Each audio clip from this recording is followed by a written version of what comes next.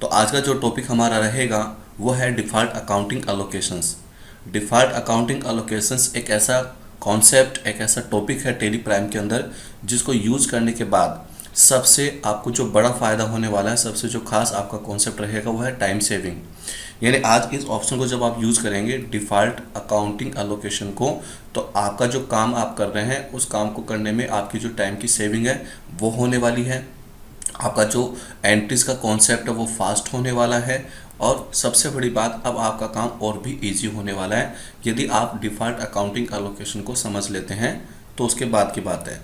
ठीक है, अब आपको एक चीज़ नोट करनी है सबसे पहले कि जब हम लोग परचेज की एंट्री करते हैं, आप लोगों ने कई बार परचेज की एंट्री करी भी है, और ध्यान रखें कि मैं जो कॉन्सेप्ट आपको परचेज के बारे में एग्जांपल देके बता रहा हूँ वो सेल्स के ऊपर भी लागू होता है, वो डेबिट नोट के ऊपर भी लागू होता है, क्रेडिट नोट के ऊपर भी लागू होता है। तो इन 4 वाउचर्स के बारे में स्पेशली हम जो है आज का टॉपिक रखने वाले हैं। मैं एक बार आपको वापस बता देता हूँ, ये टॉपिक आपका सेल्स के लिए भी रहेगा, परचेज वाउचर है उसके लिए भी रहेगा, उसके साथ साथ आपका डेबिट नोट है ये उसके ऊपर भी लागू आप कर सकते हैं, और साथ साथ में आप इसको क्रेडिट नोट के ऊपर भी लागू कर सकते हैं।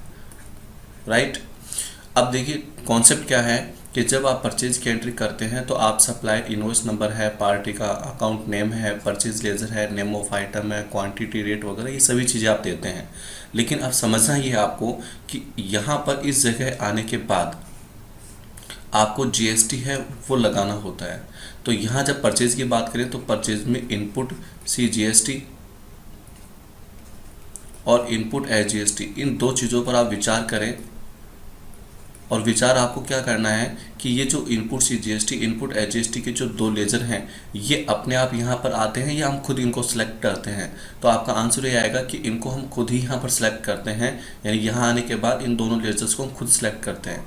और कई बार जब आवश्यकता होती है तो जो राउंड ऑफ का लेजर है वो भी हम खुद ही सेलेक्ट करते हैं। ठीक है, तो अब आप विचार करके देखिए कि आपको एक काम दिया गया है और आपको मान लीजिए 100, 150, 200 जो बिल हैं वो केवल परचेज के आपको टैली के अंदर चढ़ाने हैं। अब हर लेजर के अंदर हर एंट्री के अंदर, अब यदि प्रत्येक एंट्री के अंदर input C GST, input H GST या राउंड ऑफ का लेजर हम खुद सेलेक्ट करते हैं, आप खुद सेलेक्ट करते हैं, तो कहीं ना कहीं आपको उस काम को करने में टाइम तो लगेगा।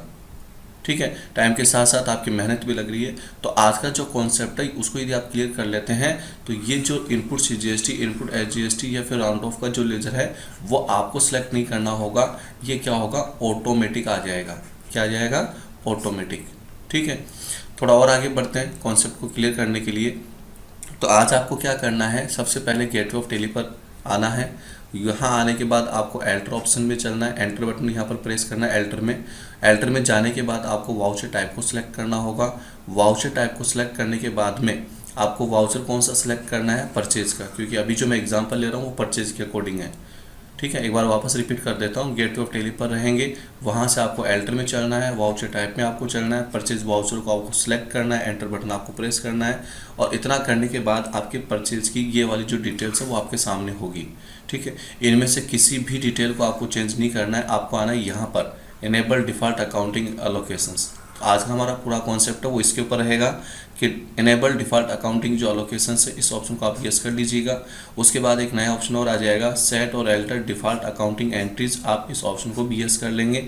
यस करने के बाद आप जैसे एंटर बटन प्रेस करते हैं तो आपके सामने ये वाला कॉन्सेप्ट आएगा। ठीक है, तो यहाँ पर ये जो मैंने स्क्रीन पे दिखा रखा है ऐसा ही सेटअप आपको भी कर लेना है। यहाँ पर डिफ़ॉल्ट अकाउंटिंग एलोकेशंस का कॉन्सेप्ट आ रहा है, यहाँ पर आपको लेज़र कौन सा रखना है, परचेज का, जो भी परचेज का आपने लेज़र बनाया होगा। और उसके बाद है आपका additional accounting entries. Additional accounting entries का मतलब जैसे टैक्सेस है, अदर चार्जेस है जो आप इनवॉइस के अंदर ऐड करना चाहते हो, तो आपको क्या क्या ऐड करना है, input C GST, input H GST और राउंड ऑफ, और ये जो कॉन्सेप्ट मैंने बता रखा है इसको आपको फॉलो करना है, यानी ये सेटअप इसी प्रकार से आपको करना है।